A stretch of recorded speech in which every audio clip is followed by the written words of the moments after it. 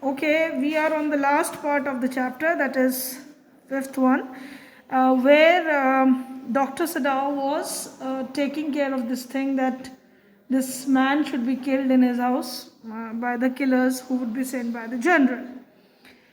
Then the third night, of course, must be the night the wind changed to quiet rain and the garden was full of sounds of dripping elves and running springs. Sadao slept a little better, but he woke at the sound of crash and leaped to his feet. Now, the third night, 2 nights have already passed, he was worried, but now this third night, rain is there. Elves here refers to the edges of the roofs from where the rain come across and this fell down. And this he was sleeping that night little bit better. But in the morning, maybe he woke up during the night or maybe the early morning with a crash. He listened in the maybe in the garden. So, and he leaped to his feet. He immediately jumped out of bed. What was that? Hannah cried. Hannah also listened to that voice. Even the baby woke at her voice and began to wail. The child also started crying at that time. I must go and see. She wanted to go and see, but what happened? What kind of crashing sound it was? But mentally, Dr. Sadao know this thing that this sound is of killers because he had planned that way with General. But he held her and would not let her move. So he know that they might be the killers. So he didn't allow her to go out or move out of their place. Sadao, she cried, what is the matter with you? Don't go, he muttered, don't go. So internally, when you have planned something very cruel against someone, you are afraid internally too. And that what was happening with Dr. Sadao. So he don't want his wife to go out and see what is going on. So he stopped her, and that fear was visible on his face. That fear he could not, he can't help it out showing it to his wife. And his wife analyzed that he was also going through that fear. So his terror infected her, and she stood breathless, waiting. There was only silence. Together they crept back into the bed, the baby between them. Now that fear on her husband's face was making Hannah also terrified. They both were in bed and the baby was sleeping between them and they didn't move out. Dr. Sadao knew the fact, what was going on. Hannah didn't know that fact, what was going on. But at that, actually, that didn't happen later. You'll come to know in the later part of the chapter. Yet, when he opened the door of the guest room in the morning, there was a young man. He was very gay and had already washed and was now on his feet. He had asked for a razor yesterday and had shaved himself, and today there was a faint color in his cheeks. Now, when in the morning again he opened the guest house, the man was still there. He was happy and he has already washed and cleaned his face. That shows that he is now comfortable. He is now little bit healthy, that he can do his own work. He even shaved because yesterday he asked for a razor, so he had also cleaned his shave and his clear face could be seen, and that faint color in his cheeks that shows his improving health. Earlier, what kind of condition was he? You know that his pale color, dull color was on their face, and now that little bit color on his cheeks showed that he is regaining his strength and health. I'm well, he said joyously. Sadao drew his kimono round his weary body. He could not, he decided suddenly, go through another night. It was not that he cared for this young man's life. No, simply it was not worth the strain. Now Dr. Sadao at this point of time decided something else. He don't want to go with this kind of pain or strain, because see, for killing a human being, for a common man, is not a common thing. It is not a common thing for a man. So he don't want to go under that strain once again. So he's planned something else. So he said to him, "You are well." Sadao agreed. He lowered his voice, "You are so well that I think I put my boat on the shore tonight with food and extra clothing in it. And you might be able to row it that little island not far from the coast. It is so near the coast that has not been worth fortifying. Nobody lives on it because in storm it is submerged, but this is not the season of storm. You could live there until you saw a Korean fishing boat pass by. They pass quite near the island because the water is many fathoms deep there." Now, what was his plan? Sadao was thinking that he's going to put a boat there with food and clothing, everything in that boat which this man requires, and he asked him to go to that island there. Which island? Which was near that island where he could stay there, and nobody lives there because it used to drown during the storm time. And he wanted that some Korean boat is going to come up there near that island, and then he can go with that Korean boat to some other place and be safe. Now, generally near the island, no boat comes near the island because it's shallow places there unless you move on to that island. But there deep water is there, so boats used to come near the island, very very close to it. And so what happened? They used to this kind of he would be safe there, and even he could see the boats coming to that place, and that would be helpful for him to save his life. So that what was the Dr. Sadao's plan to save his life. The young man stared at him slowly, comprehending. "Do I have to?" he asked. Now he understood what Dr. Sadao is actually telling him. He wanted him to save his life, so he said, "Do I have to run away from this place? You are going to not hand over me." He know that he is not killing him. He is not handing over to the officials. "I think so," Sadao gently. "You understand, it is not hidden that you are here." He just let him know that it's not a hidden fact that you are here at our house and you are safe. It is known to everyone. Known to whom? Servants, through everyone. It is known to everyone. So it is not a hidden fact now. So the young man nodded in perfect comprehension. "Okay," he said simply. Now this young man understands that. He comprehend means he understands everything what Sadao said to him, because he know that he's not if he is not safe for their family, and definitely he has to run away from this place, otherwise any official is going to caught him, or he's going to catch them and he'll be uncomfortable and definitely he would suffer. Sadao did not see him again until evening. As soon as it was dark, he had dragged the stout boat down to the shore, and in it he put food and bottled water that he had brought secretly during the day, as well as 2 quilts he had brought at a prawn shop. The boat he tried to a post in the water, for the tide was high, there was no moon, and he worked without a flash. So till evening he didn't see that man, and in the evening, in the dim moonlight, he worked there. He put the boat, all the eatables, even the water bottles, and he brought even the quilt. So he is taking care of every comfort of that man. So it is visible, so that he could survive there alone on that island. When he came to the house, he entered as though he was just back from his house, and so Hana knew nothing. "Yumi was here today," she said, as she served her supper. Though she was so modern, still she did not eat with him. Yumi cried over the baby. He went on with a sigh. She misses him so. Now again, she told her that Yumi, when he came back to us, he didn't tell anything about all this plan to his wife, Hana. She was ignorant of this fact that he's planning for the escape of this prisoner. So she simply gave him a supper and told him about the regular activities, that Yumi came today to her house, and she said that and she was crying over the baby. She might be missing, because the attachment was there of that nanny with that child, so she was missing him.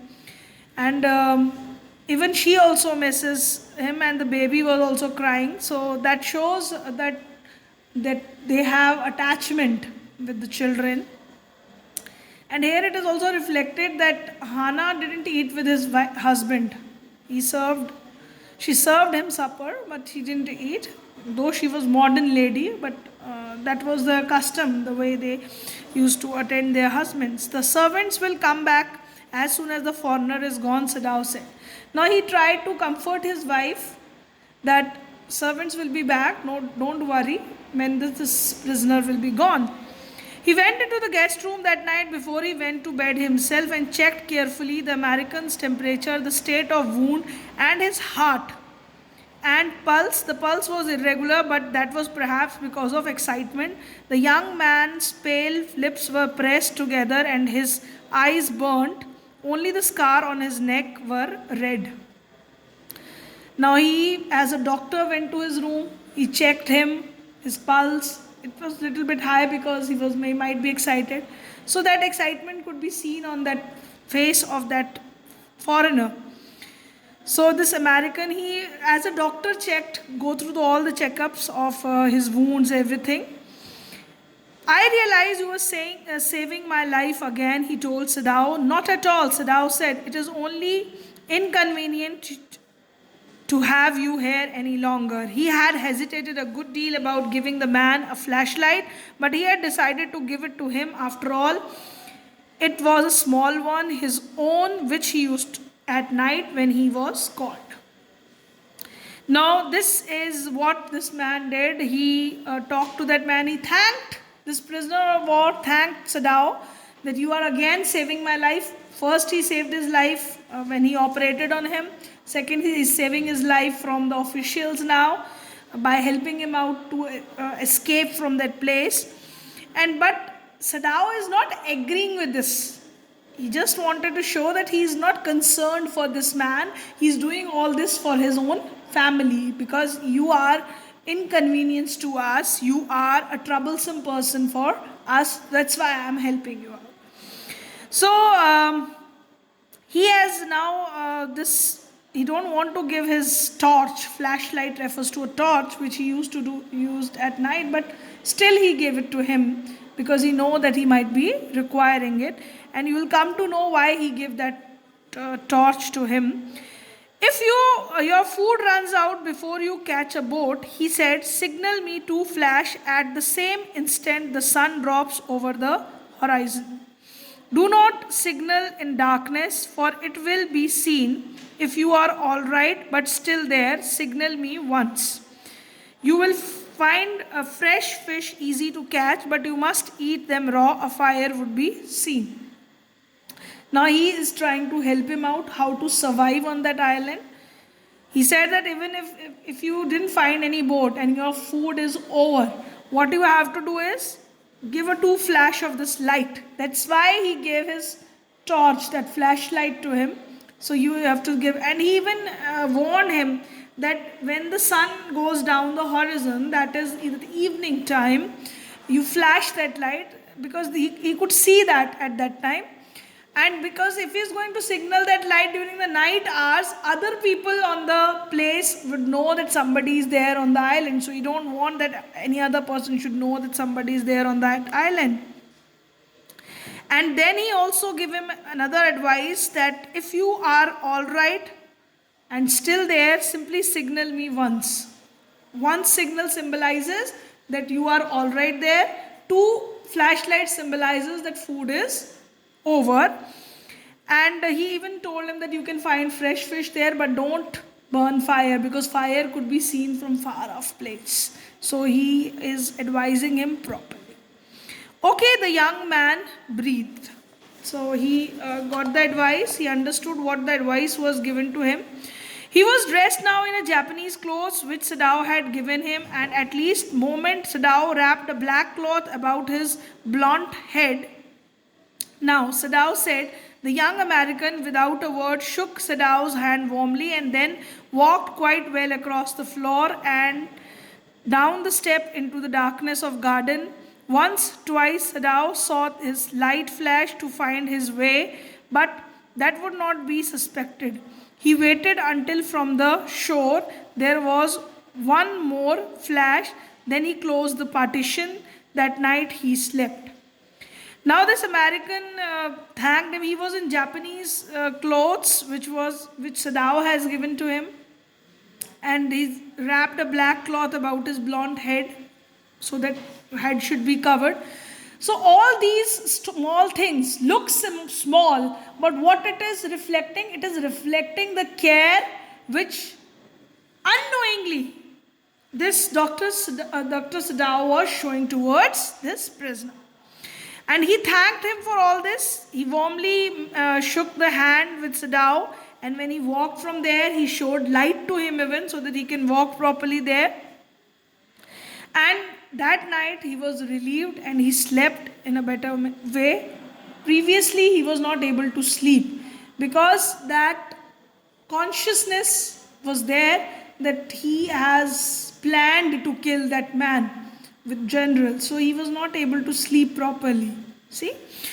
So you say the man escaped, the general asked faintly. He had been operated upon a week before, an emergency operation to which Sadao had been called in the night. For 12 hours, Sadao had not been sure the general would live. The gallbladder was much involved.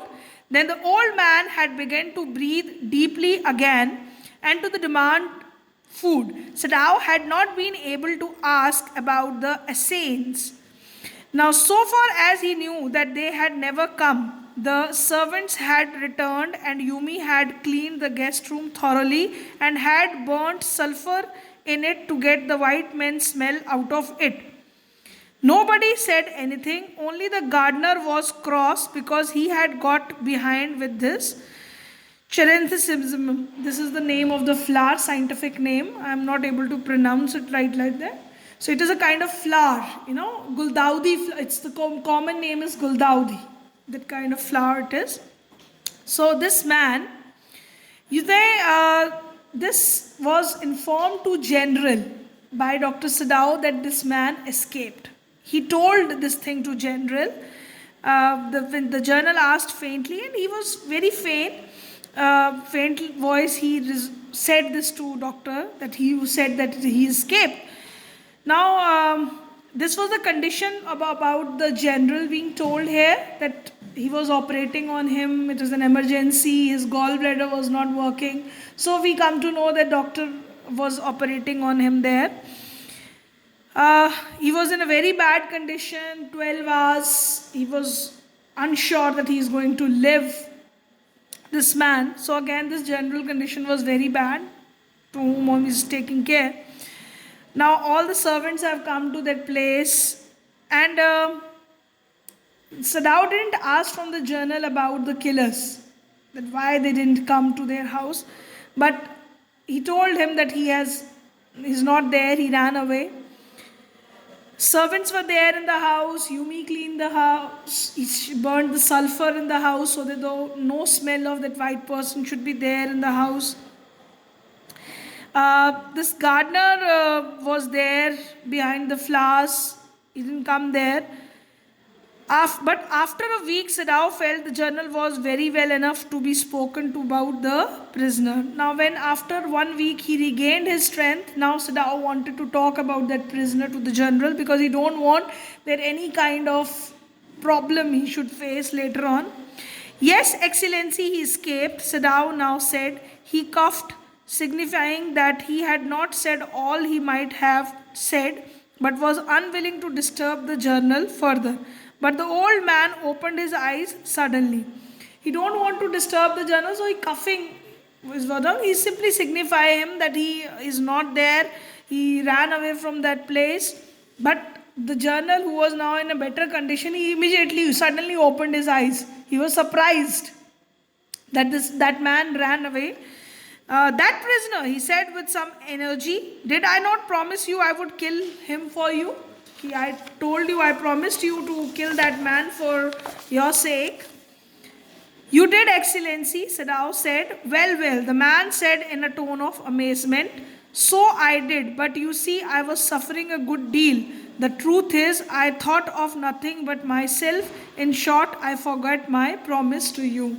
Now, that was the reason, that's why the killer didn't come there. He was so much suffering, this general was so much suffering from his illness that he forgot his promise. Now, actually, he himself was feeling guilty that he was not able to help the doctor, although he promised him that he would help him to get rid of that. But general was feeling guilty at this point of time, you know. So I wondered, Your Excellency, Sadao murmured.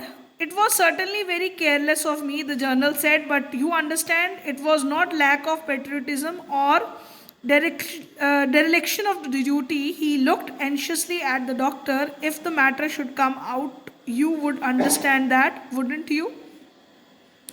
Now, doctor, this general is, as I told you, he is feeling guilty on his own. That I hope you will understand my situation. I am suffering. It is not that I lack patriotism or dereliction refers to the non-performance of duty.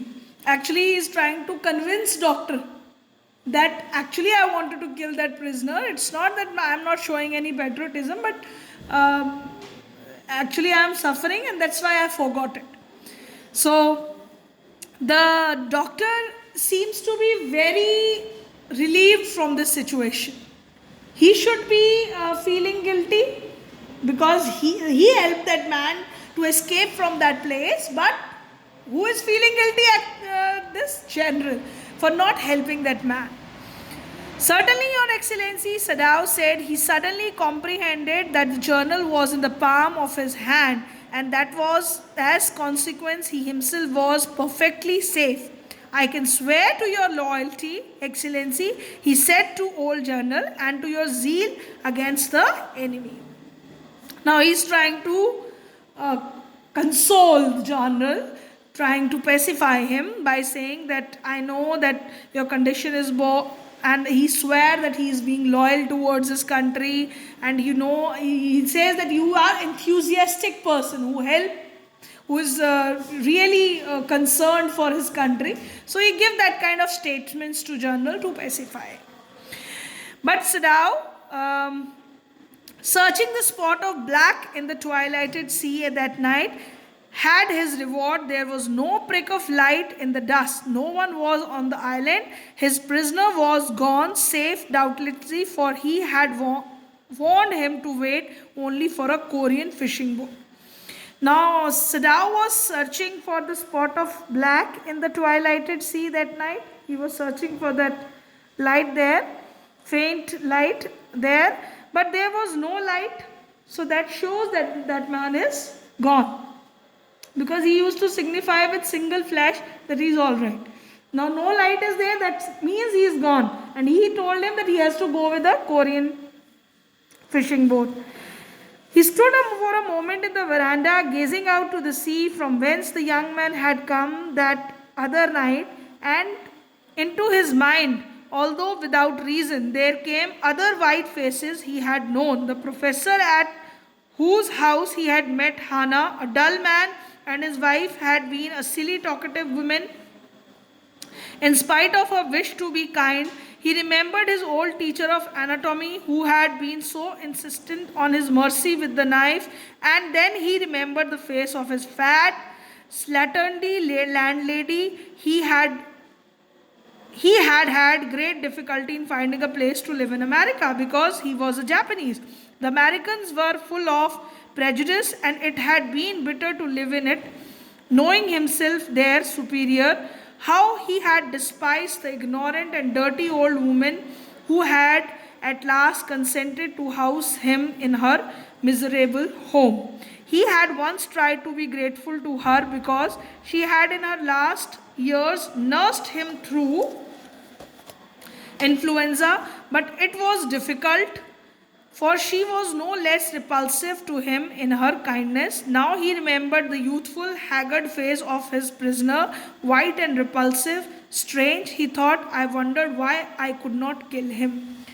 Now, through all this part, you understand he is remembering. He's standing on the side coast of his house and he is looking at that. And all the faces, white faces, refers to the European people he came across or Americans he came across. He remembered all the people who came in his life. So he was remembering which people? He was remembering the professor where he met Hannah. He also remembered that talkative lady about whom he mentioned in the early part of the chapter. And he hates them, the kind of the way they used to talk so much.